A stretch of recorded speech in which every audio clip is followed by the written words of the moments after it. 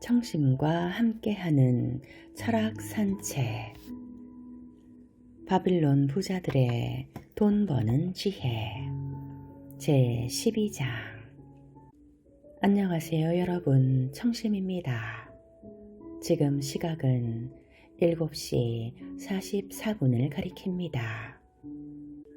일확천금이라는 그런 큰 욕심과 쉬운 투자라는 욕심에 속아 우리는 가끔씩 사기를 당하죠.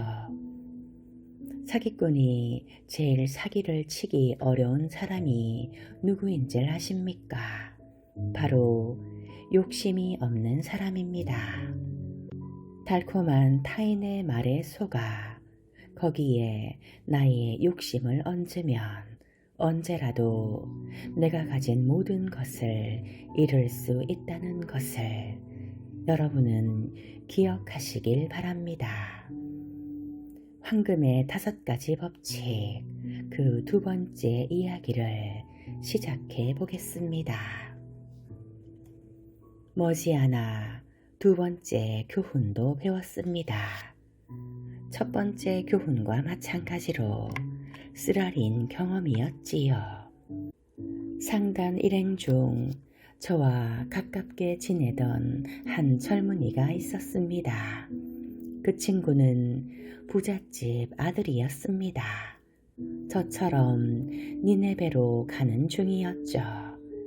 니네베에 도착하고 얼마 되지 않았을 때 그 친구가 찾아와서 말했습니다. 한 상인이 죽었는데 상인의 가게는 단골 손님도 많고 물건도 많다면서 가게를 싸게 인수하면 돈벌이가 될 거라고 했습니다. 그러면서 동업을 하자고 했지요. 그 친구는 돈을 가질러 바빌론에 다녀와야 한다면서 우선 내 돈으로 가게를 인수하자고 했습니다. 그 친구가 바빌론에 가서 돈을 가져오면 그 돈은 운영비로 쓰기로 약속했죠. 하지만 그는 미적거리며 바빌론으로 가지 않았습니다. 함께 일해보니 그는 장사에 전혀 소질이 없었죠. 물건을 싸게 구매할 줄도 모르고 돈 낭비도 심했습니다. 결국 저는 그와 갈라설 수밖에 없었습니다. 혼자서는 도저히 가게를 운영할 수 없어 이스라엘 사람에게 헐값에 넘기고 말았죠. 돈이 다 떨어져서 비참한 생활을 했습니다. 일자리를 찾아봤지만 구할 수도 없었죠. 장사 경험도 없고 특별한 기술도 없었으니까요. 할 수 없이 아끼는 말을 팔았습니다. 다음에는 노예를 팔았죠. 나중에는 여분의 옷까지도 팔았습니다. 그 돈으로 겨우 잠자리와 먹을 것을 구했지만 사정은 계속 나빠지기만 했습니다. 고통스러운 나날을 보내던 어느 날 아버지가 제게 보여주신 믿음이 떠올랐지요. 아버지는 제게 험난한 세상에 나가서 돈 버는 방법을 배우고 존경받는 사람이 되라고 말씀해 주셨죠. 저는 꼭 그렇게 되기로 다짐했습니다. 노마시르의 어머니는 얼굴을 감싸고 조용히 눈물을 흘렸네. 노마시르는 이야기를 이어갔지. 그제서야 아버지가 제게 주신 황금의 5가지 법칙을 새긴 점토판이 생각났습니다. 저는 점토판을 꺼내서 지혜의 말씀을 꼼꼼하게 읽고 깨달았습니다. 진작에 점토판을 읽었다면 그처럼 어이없게 돈을 날리지 않았을 거라는 사실을 말이죠. 저는 황금의 5가지 법칙을 정성을 다해 읽고 또 읽고 가슴에 새겼습니다. 행운의 여신이 다시 내게 미소 지어 줄 때는 아무것도 모르는 철부지처럼 행동하지 않겠다. 현명한 지혜로 성공하고야 말겠다. 이렇게 다짐했죠. 오늘 밤 이 자리에 계신 분들을 위해 10년 전에 아버지가 주신 황금의 5가지 법칙을 읽어드리겠습니다. 황금의 5가지 법칙. 첫 번째, 황금은 수입의 10% 이상을 저축하는 사람에게 기쁜 마음으로 찾아가며 그의 가족의 미래를 보장하는 큰 재산으로 불어난다. 두 번째, 수익성이 좋은 곳에 투자하면 황금은 스스로 알아서 일하고 자연스럽게 늘어나며 나중에는 들판의 양떼처럼 불어난다. 세 번째, 현명한 사람의 조언에 따라 신중하게 투자하는 사람은 황금을 잃지 않는다. 네 번째, 자신이 잘 모르는 분야나 전문가들이 외면하는 분야에 투자하는 사람은 황금을 잃게 된다.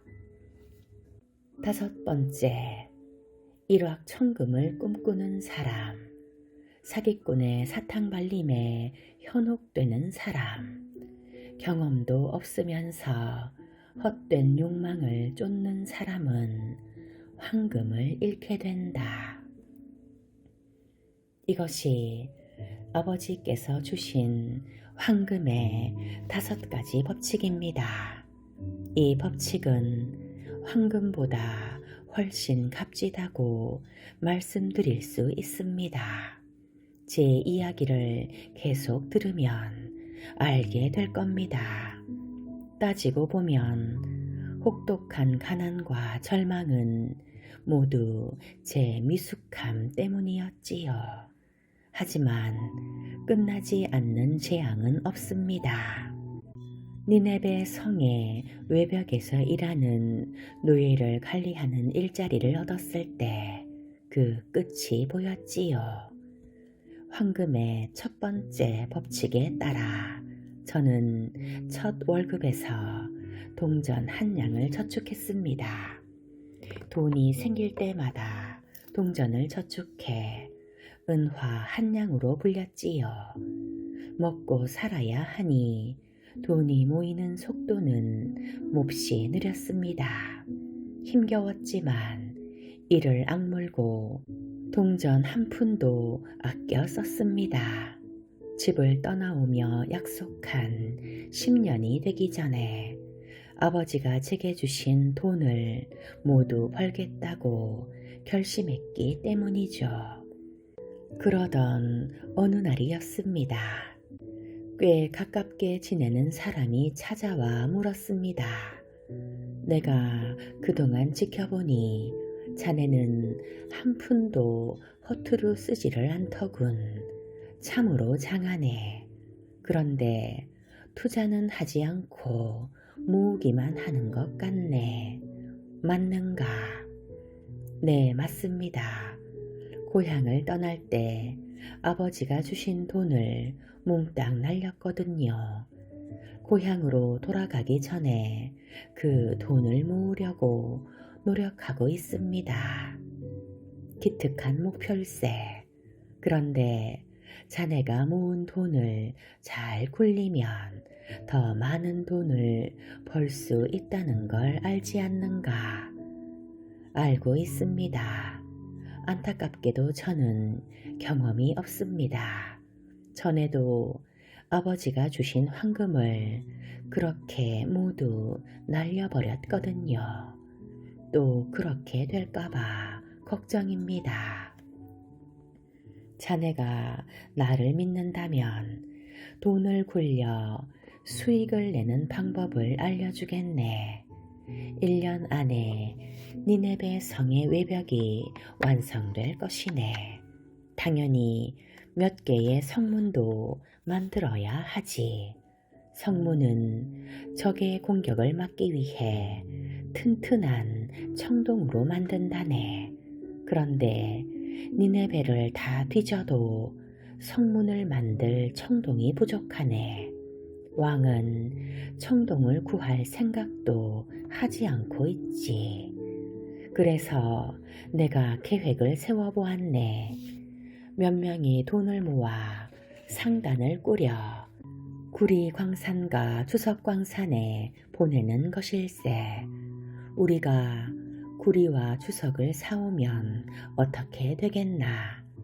청동문을 만드는데 필요한 재료는 우리만 공급할 수 있으니 제법 좋은 값에 팔 수 있지 않겠나?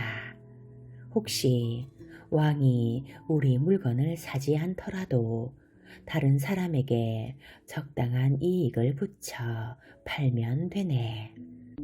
이 말을 듣는 순간 저는 황금의 세 번째 법칙에 들어맞는다는 걸 알았죠.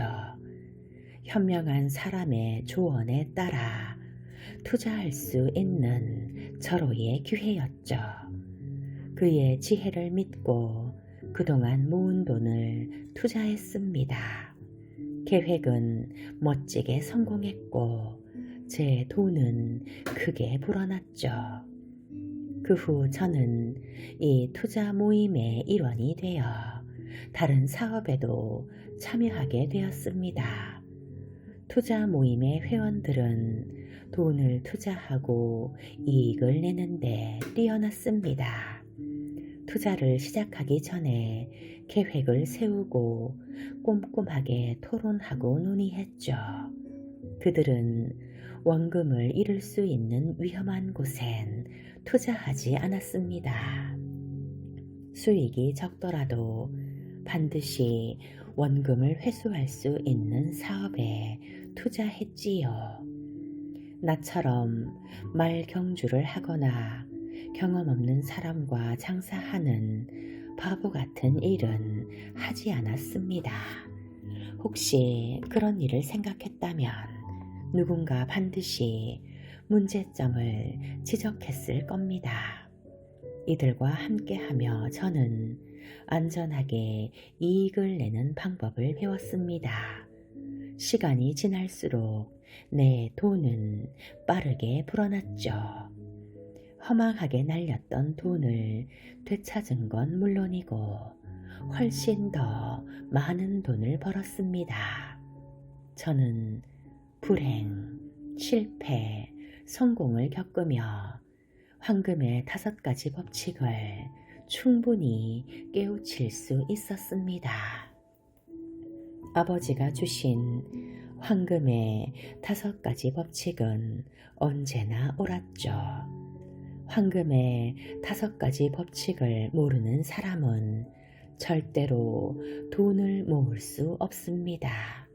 반대로 황금의 5가지 법칙을 지키고 실천하는 사람에게는 돈이 따라옵니다.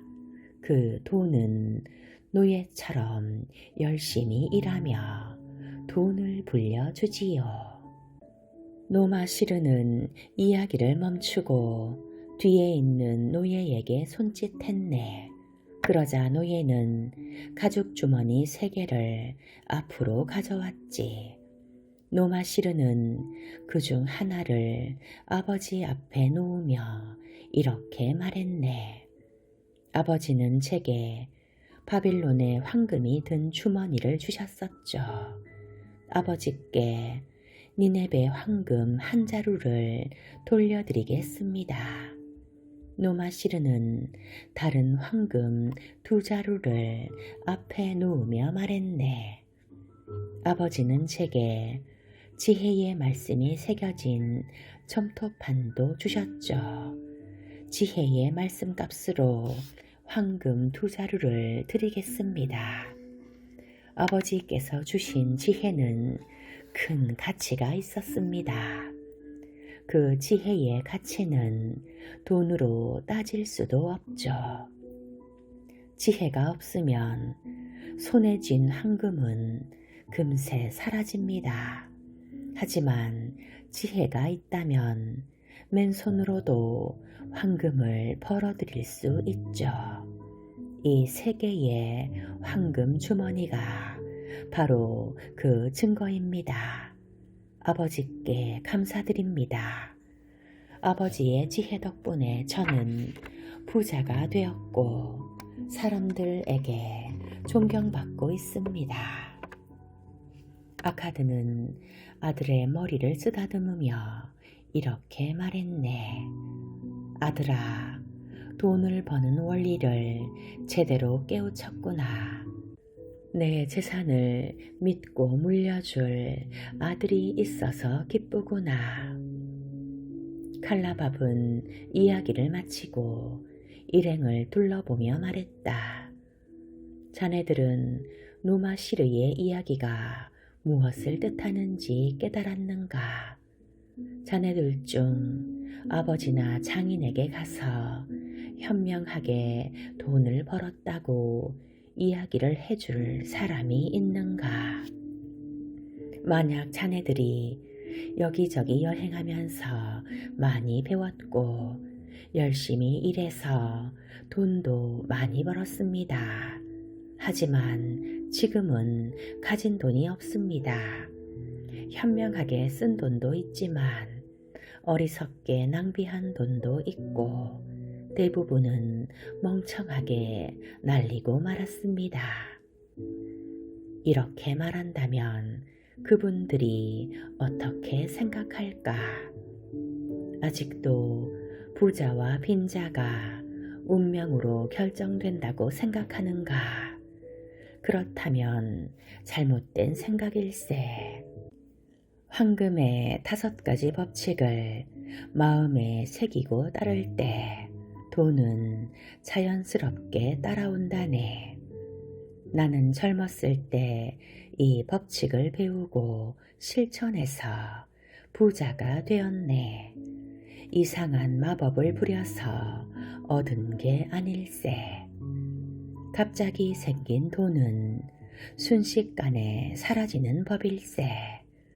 차근차근 노력해서 번 돈은 오랫동안 자네들 곁에 머물며 즐거움과 행복을 주지. 부는 지식과 끈기가 있는 사람에게서 자라나기 때문일세. 생각이 깊은 사람에게 돈 버는 일은 가벼운 짐에 불과하네. 매년 조금씩 짐을 나눠서 짊어지면 누구나 부자가 될 수 있다네. 황금의 5가지 법칙을 지키면 자네들도 반드시 보상을 받을 걸세. 황금의 5가지 법칙에는 깊은 뜻이 담겨 있네. 자네들이 내 이야기를 흘려듣지 않았으면 좋겠네. 나는 젊었을 때부터 황금의 5가지 법칙을 매일같이 가슴에 새겼네. 여기에는 놀라운 진리가 담겼다네. 다시 한번 얘기할 테니 꼭 기억하게.